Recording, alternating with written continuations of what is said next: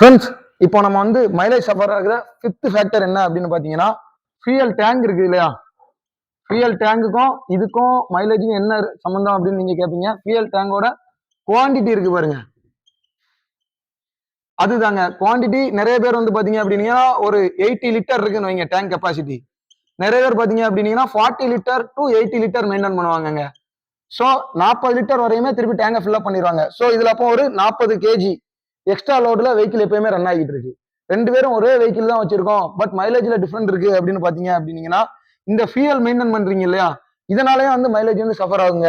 இப்போ நிறைய பேர் பாத்தீங்க அப்படின்னீங்கன்னா அந்த விளிம்புலயே ஃபியூயலை வந்து மெயின்டைன் பண்ணிட்டு இருப்பாங்க. அதாவது ஒரு 10% இருந்து ஒரு 30% கேப்ல வந்து ஃபியூயலை மெயின்டைன் பண்ணுவாங்க. இவங்க வந்து பாத்தீங்க அப்படின்னா 50% டு ஒரு 100%. இந்த டிஃபரெண்ட் இருக்கு பாருங்க, இதனாலே மைலேஜ் சஃபர் ஆகுங்க. இந்த வெஹிக்கிள் வந்து பாத்தீங்க அப்படின்னா கூட ஒரு 1 கிலோமீட்டர் கிடைக்கும். இது வந்து 1 கிலோமீட்டர் கம்மியா கிடைக்குங்க.